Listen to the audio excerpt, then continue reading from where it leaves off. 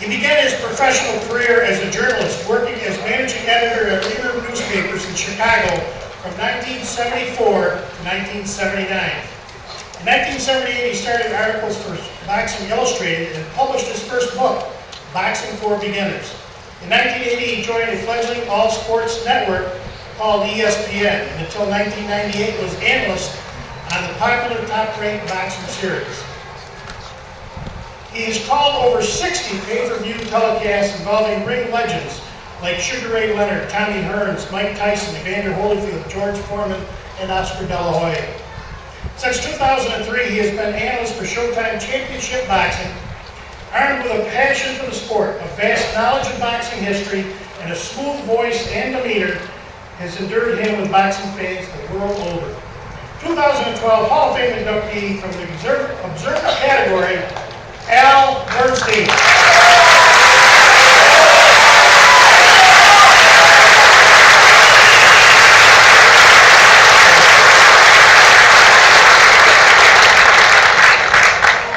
Thank you so much. I have something in common with Carlos. I don't know Al Bernstein. Thank you so much. This Hall of Fame is essentially for the great boxers who you see on this stage and others that are not here. It's built for them. It was their house. However, this Hall of Fame is very generous in the way it welcomes those of us who fulfill another function for boxing. And I take this as a supreme honor that I'm allowed to be a part of this place that is so special. It's a singular honor, and it's made even more special to me by the other inductees who are on this stage. I have a shared history with every one of them. And I cherish that. And with the exception, perhaps, of Mark, who is a little younger, most of us came into the public consciousness in the 1980s. So it's kind of, we represent that decade, if you will. And that was one of the great decades ever in the sport of boxing. And if you remember that decade, it was also a decade in which everybody had more fun than any other decade. So it's possible that we're being honored because we survived the 80s. I'm not sure. Would you say it's a fair statement, gentlemen? Anyway, we're here and we're very happy to be part of this. There are, of course, as we've mentioned, 3 of the 4 kings from the 1980s are here. Obviously, Tommy Hearns, who is being inducted, Sugar Ray Leonard, just behind me, and marvelous Marvin Hagler as well. I was so fortunate to get to announce a number of the fights involving these great men. It was an era in boxing that may never come again. It was so extraordinary. And in 1985, I had the privilege of announcing the fight between Tommy Hearns and marvelous Marvin Hagler. And I remember in that outdoor stadium at Caesar's Palace, and if any of you have ever been there, it's one of the most extraordinary settings for a fight ever. And when Tommy was coming out, I remember sitting there and thinking, how fortunate am I that I have this seat to call this fight, which you got the feeling would be a fight for the ages, and it certainly was that. And I tell you, and this is absolutely true, since that time, every single time we're getting ready for a fight and the fighters are walking in, I consciously try and recall that moment in my mind so that I can remind myself how fortunate I am to be sitting there calling these fights. And it's a great exercise because it reminds me how lucky I am to be able to chronicle the sport of boxing for all these great fighters. But with that good fortune comes a responsibility. A responsibility that every sportscaster and every broadcaster should take seriously. There are certain things that should never ever happen, and I've made 3 rules for myself as a sportscaster to allow me to hopefully keep the respect of all these great athletes. Number 1, I never try to be bigger than the event I'm covering.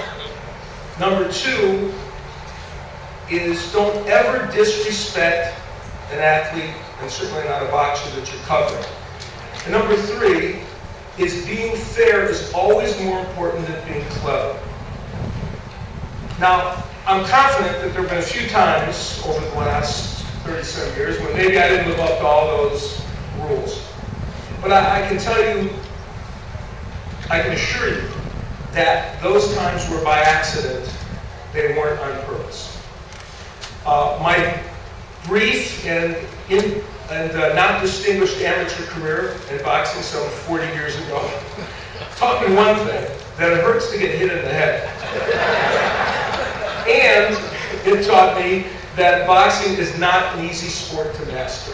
And so to be a professional boxer on any level, let alone how great these champions are, you have to be someone very, very special. Now, for a sportscaster to disrespect an athlete in any sport is, or to demean them is absolutely wrong. But to demean a boxer is criminal. And I hope that this honor today is some validation of what I've done in the past. But I will tell you that it energizes me in the future. It energizes me to try and do a better job, to do my job as well as I can, to chronicle the sport of boxing so that we reach out to new fans, as well as holding on to the base of boxing and make sure that this sport is explained to everyone in the right way. Now, this is not to suggest that I haven't had a few faux pas along the way in my career. I have. One of them came very early in the 1980s. In fact, I think we were in Rip's area, in Al Valenti's area in New England. We were at the end of an ESPN fight in the early 80s, and Sal Marciano was sitting next to me, and we were doing the close of the show. And normally when we got to the close of the show, once they started running video highlights, Sal just completed the end of the show, and I was never involved in it. They never came back on camera to see us. Well, on this occasion, Sal started to talk over the highlights of the fights, and I decided that I was just going to leave because I was not needed anymore. Well, at that very moment that I was getting up from the chair, for some reason they came back on camera, just in time to catch me leaving. To which Sal Marciano said, "We'll be in Atlantic City next week, and that's Al getting a head start." I've made other mistakes, but not that one again in the future. Sal was one of the first of many talented sportscasters I've had a chance to work with. Men like Barry Tompkins, Steve Albert, Bob Papa, Dave Von Temple, and many, many others. And two of the very best I've gotten to work with are in this audience and on this stage here today. The first is a gentleman who is up here on the stage. He is, of course, known as a great, great champion in the ring, but he is also a fantastic ringside analyst. And I've never seen anyone come into this profession and get so good so fast. He's my friend, he's my colleague. I speak of Antonio Tarver.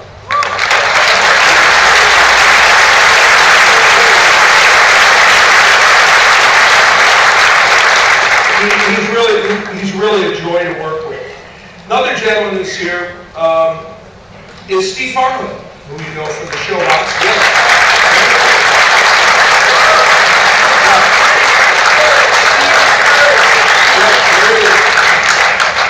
Steve is industrious, funny, insightful. Wait a second, Steve, I can't read this next adjective. Oh, no, you just wrote, it's brilliant, that's the one. No, you know what? He is all those things, and he happens to be something else. He's a dear and loyal friend, and I'll tell you something. When I want to listen to somebody broadcast boxing, he's the guy I want to listen to at all times.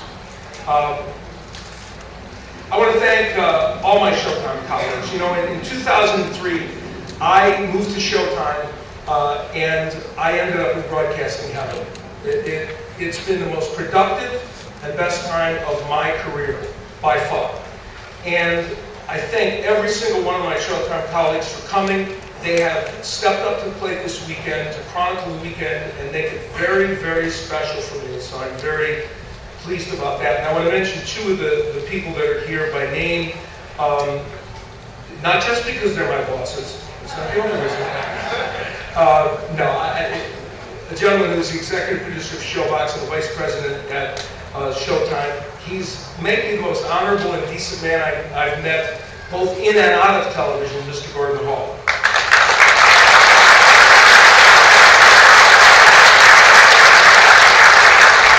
And another man who is the executive producer of Showtime Boxing, and I can sum it up by saying one simple thing. He's the very best at his craft that I have ever seen in my life.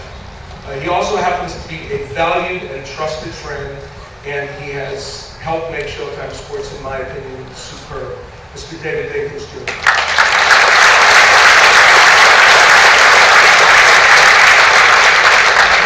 I'm honored to have many family and friends here, and among them, the Daly family from Lake Charles, Louisiana, they're like a second family to me, and they have come to share this with me. My sister-in-law and brother-in-law, Joe and Kathy D'Onofrio, my niece, Melissa, and her husband, Sean, and my nephew, Scott. I think of them as second children to me. They're special to me and will always be. And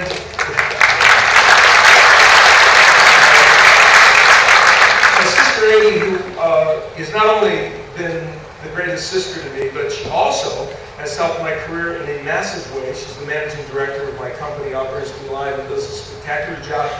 And the only thing that's annoyed me about this weekend is all the great boxers that have met her seem to like her better than me. But she is wonderful, so I appreciate so much that she's here.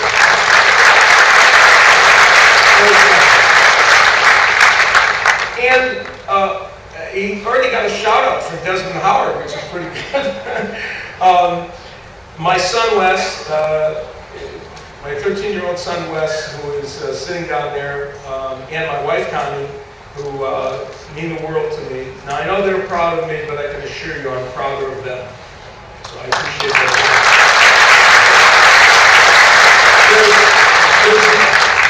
There are three people that are not here, that can't be here, but their auras and their spirits are in this room. One is my mother, who is a widow, raising two children alone, showed me that we can smash the barriers of life and you can succeed if you do your best. And then the other is my father, the second is my father, who loved sports and especially loved boxing. Now, I used to, when I was about 9 or 10 years old, I used to sneak down the stairs in our house and sit just out of eye shot when my father was watching the Friday night fights. And I would listen to those fights. And I would hear the voice of the greatest boxing announcer then, the greatest boxing announcer now, the greatest boxing announcer that there ever will be, the great Don Dunphy.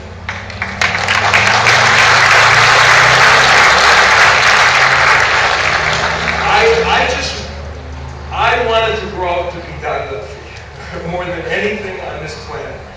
And in 1986, and he is the third person whose spirit hovers over this, for me anyway, hovers over this induction ceremony. In 1986, I got to meet Don Dunphy when we interviewed him. I interviewed him on ESPN. He became a mentor and a friend to me. It was like a dream come true.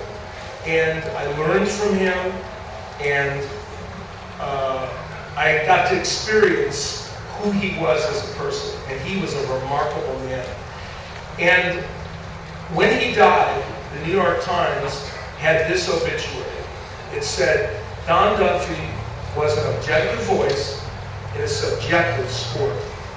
I hope that at some point, people feel that way about what I've done. I am not Don Dunphy, I will never be Don Dunphy. But if I can live up to that credo that he set out, then I'll be happy with that. Thank you very much.